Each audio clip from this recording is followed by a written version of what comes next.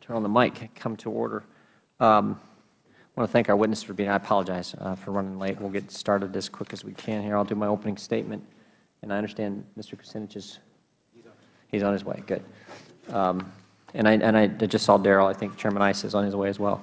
American auto companies have long been a symbol of the industrial vigor that has made our country strong and prosperous. Generations of Americans have worked for General Motors and Chrysler. They should be proud of their service. We are here today because in late 2008, the Federal Government took extraordinary actions to intervene in America's automotive industry. Among firms that were bailed out was General Motors, which received roughly $50 billion in taxpayer-funded assistance. This decision and its aftermath fundamentally remade the way our government interacts with the private sector. Dangerous precedents have been established, and understanding the consequences of the government's actions leading up to and during the bailout is essential to figuring out the path forward. Taxpayers will end up billions of dollars short due to the money given to GM, and it is far from clear that the bailout has succeeded in its goals of revitalizing the company. Megan McArdle of The Atlantic has found that we could have given every hourly GM employee $250,000 and still come out on top. Furthermore, the bailout of GM desecrated the rule of law. The bankruptcy proceedings that occurred were simply a patchwork legal vehicle for delivering ownership shares in the auto companies due to the government. What may have seemed expedient at the time disregarded the true intent of our bankruptcy process. In the end, the auto bailouts set a precedent that will make it more difficult for major companies to go through bankruptcy proceedings in the future, resulting in serious moral hazard. It wasn't even clear these actions were legal in the first place. After Congress failed to pass legislation to allow for the bailout, only then did President Bush move to do so under the Troubled Asset Relief Program. However, TARP was designed to purchase troubled assets from any financial institution on such terms and conditions as determined by the Secretary. Todd Zawicki, a legal expert and professor at George Mason University, has pointed out, quote, TARP legislation did not permit the use of the allotted funds to bail out automakers. The car companies, after all, were not financial institutions. We are pleased today to be joined by Mr. Ronald Bloom, who led the President's Auto Task Force. Before a Congressional Oversight panel in 2009, Mr. Bloom stated, from the beginning of this process, the President gave the Auto Task Force a clear message. The first was to behave in a commercial manner by ensuring that all stakeholders were treated fairly and received neither more nor less than they would have simply because the government was involved. The second was to refrain from intervening in the day-to-day management of those companies. This hearing is taking place today largely because we believe that both of those directives were flouted. The committee believes there is substantial evidence that decisions made by the Administration in the handling of the GM bailout were often politically motivated, and that to the detriment of many, government chose winners and losers. The treatment of Delphi pension epitomizes the picking of winners and losers that occurred in the GM bailout. One group, hourly unionized employees, is still receiving their full pension, while another group, salaried non-union employees, is receiving just a portion of their pensions as a result of decisions made in the Treasury-orchestrated bankruptcy process. The American people have a right to know that their money was not used to advance political ends, and that every dollar was loaned with the intention of getting GM on a sustainable course to repay the Treasury. With that, I will yield back our time, and let's go to Mr. Cummings while we wait for Mr. Kucinich. Thank you very much, Mr. Chairman. Today's hearing is entitled Lasting Implications of the General Motors Bailout. Without question, the most significant lasting implications of the Federal assistance to General Motors are the hundreds of thousands of jobs saved and the hundreds of American communities spared further suffering in the midst of the economic recession. On July 5, 2009, the United States Bankruptcy Court for the Southern District of New York issued a decision concluding that if the Federal Government had not come to GM's aid, the firm would have liquidated. The Court wrote, and I quote, "There are no merger partners, acquirers, or investors willing and able to acquire GM's businesses other than the United States Treasury and Canada's Export Credit Agency. There are no lenders willing and able to finance GM's continued operations." End of quote. GM's liquidation would have been a significant loss to this country and would have been devastating to every community that is home to a GM plant or a GM part supplier or a GM dealer.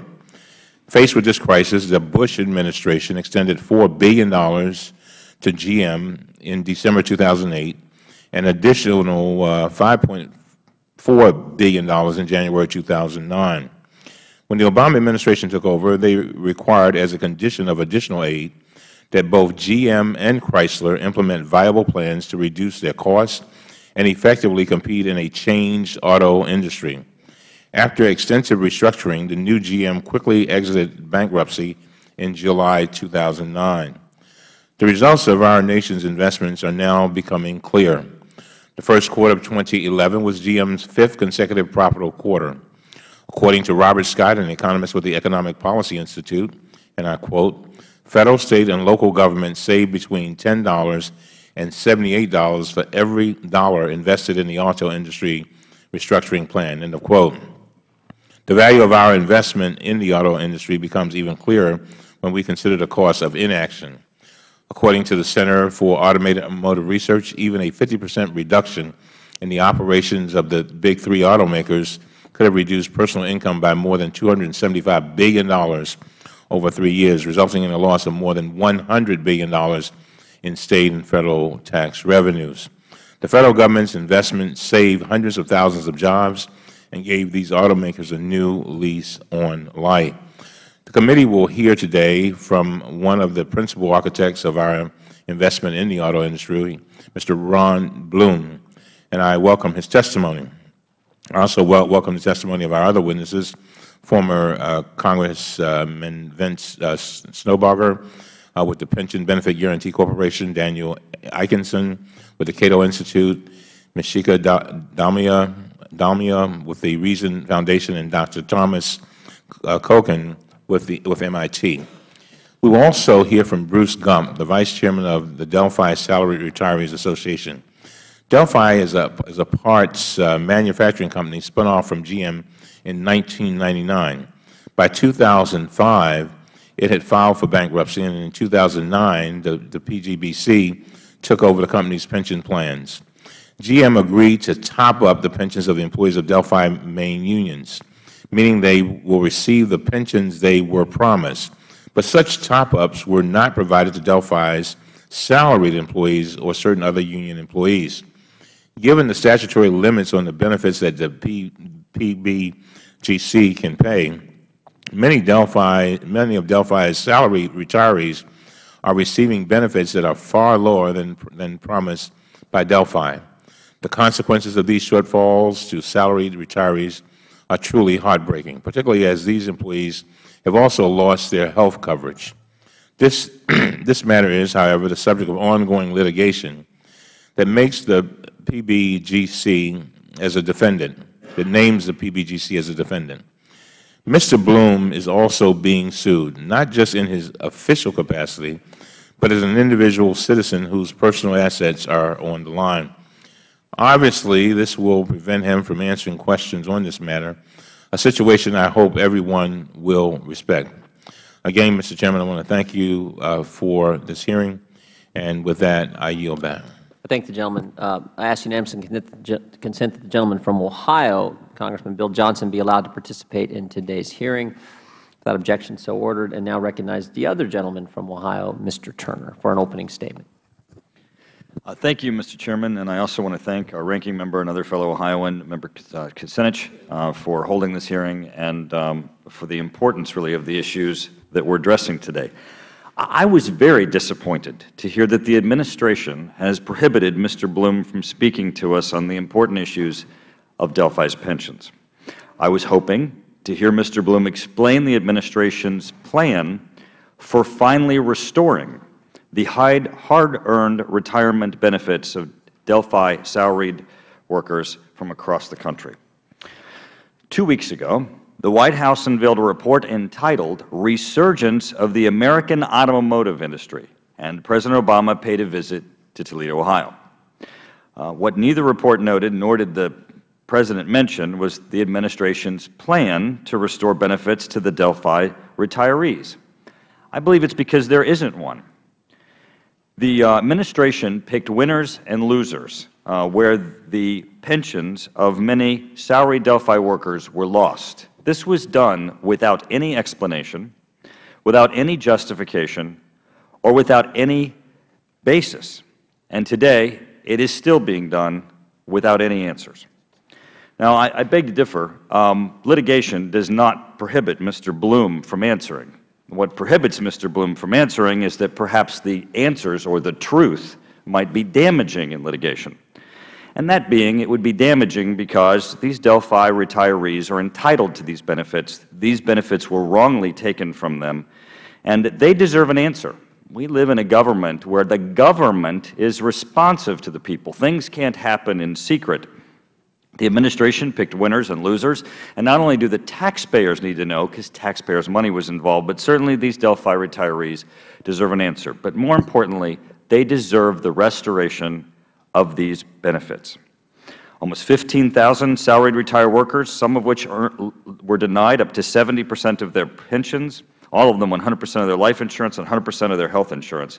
It is devastating to them. It's an action that was done by this administration while they were picking winners and losers, and it's one that needs to be addressed by the administration, not only just in providing answers, which is what we're seeking today, but also in solving. These workers deserve to have their pensions restored. Now, pursuant to this hearing, we have the ability to I know, provide additional opportunities for Mr. Bloom, Mr. Snowberger, to answer questions. I'm going to present today, and please, I've got a staff member who's going to present to Mr. Bloom and Mr. Snowberger 25 questions for Mr. Bloom, 30 questions for Mr. Snowberger. I'd appreciate if you would respond to these questions. They're the types that you're going to be receiving today from members. They go directly to this issue of the Delphi retirees and salaried workers, and we would appreciate your finally attending to give them the information that they deserve. With that, Mr. Chairman, thank you for having this hearing, and we look forward to getting some answers for these retirees. I thank the gentleman from Ohio for his statement and for his being here today and his hard work on this issue. The other gentleman from Ohio, my good friend Mr. Kucinich, is now recognized. Thank you, Mr. Chairman. I ask unanimous consent to insert into the record a statement by our colleague, Congressman Kildee. So, without objection, so ordered. If I could just interrupt for 1 second while we're doing that, I ask unanimous consent to submit a letter from Senator Portman and Representative Camp and a study done by the Competitive Enterprise Institute. Without objection, so ordered. Thank you very much, Mr. Chairman. I want to thank you for holding this hearing. This is a chance to conduct oversight, but it's also a chance to take stock of a critical and successful government intervention. The Federal Government saved 2 companies, GM and Chrysler, and probably an entire region of the country.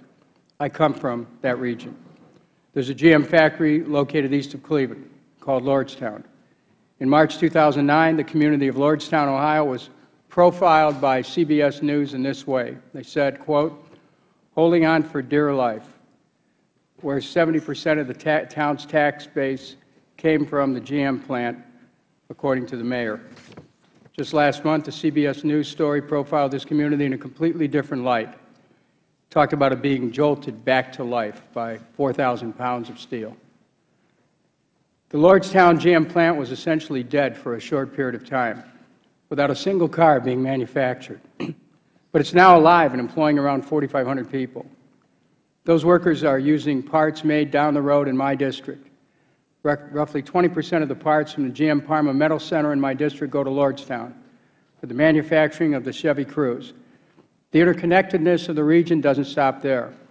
The Parma GM metal plant buys equipment from the Automatic Feed Company of Napoleon, Ohio, to make auto parts, sustaining yet another Ohio workforce.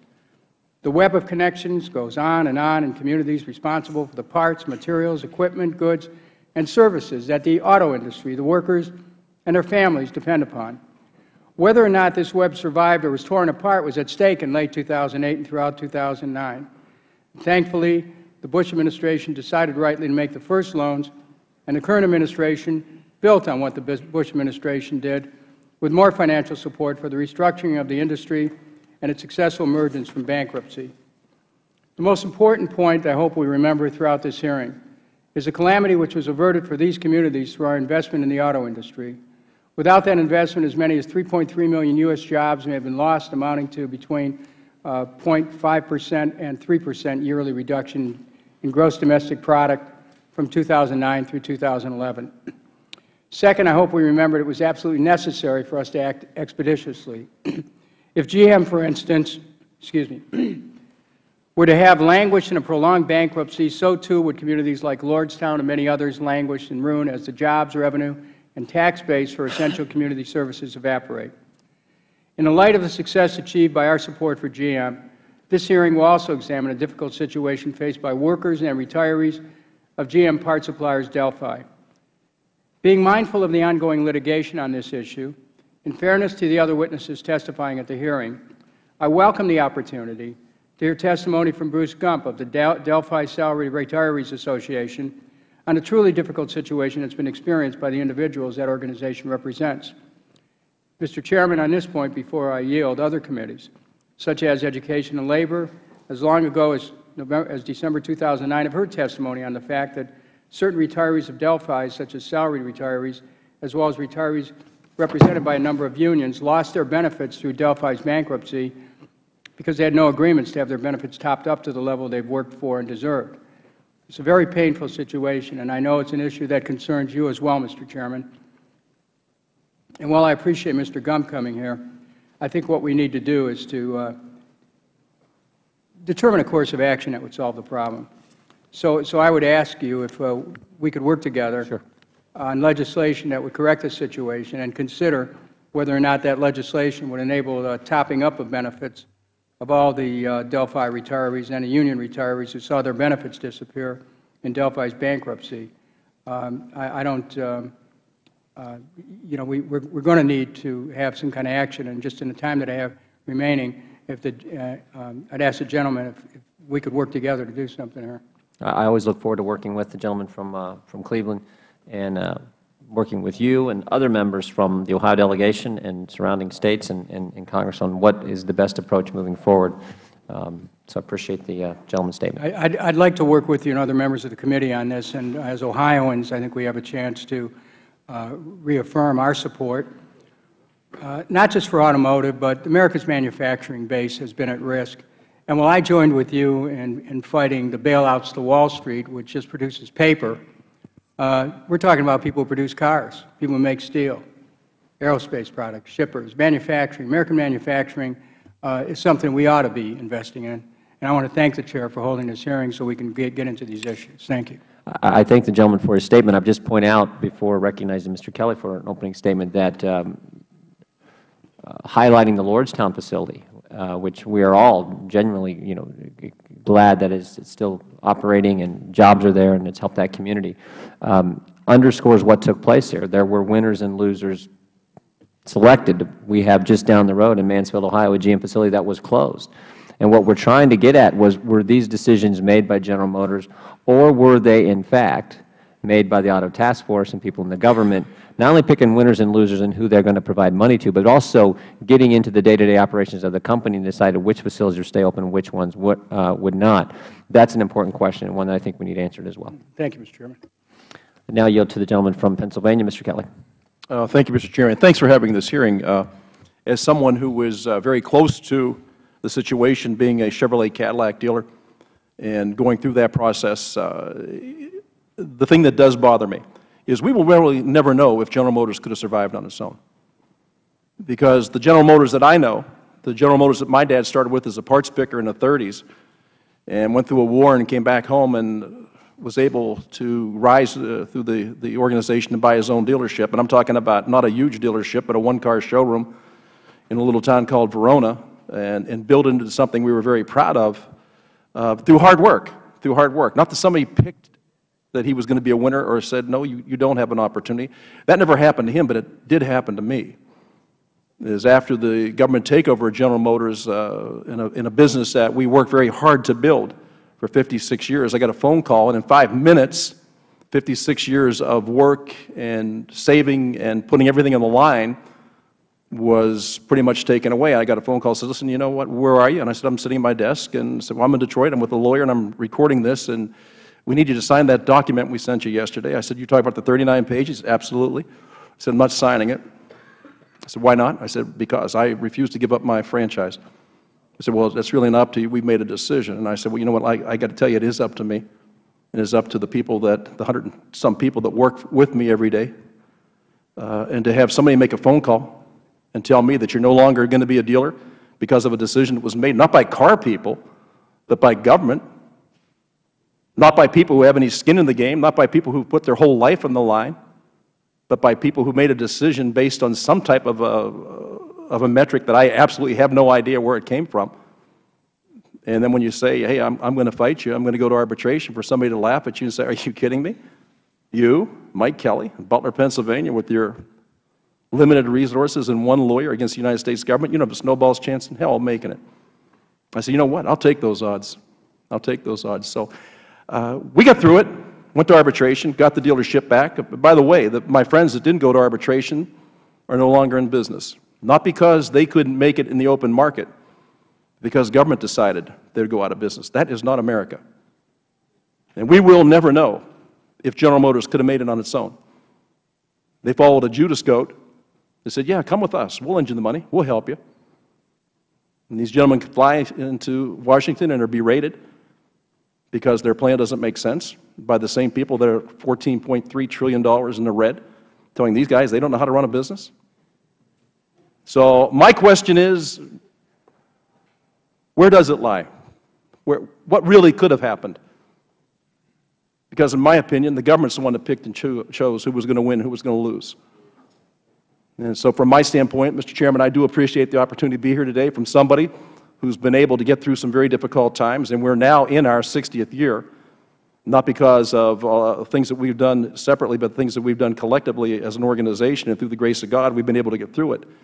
But I do wonder the direction of the country, and when we place our fate and our future in the hands of those who have never done it, who have never walked in our shoes, who have never done the things we've done, but who do have the ability to open a laptop and tell you you're no longer in business. That's not the American way. I don't accept it. My father certainly wouldn't have accepted it.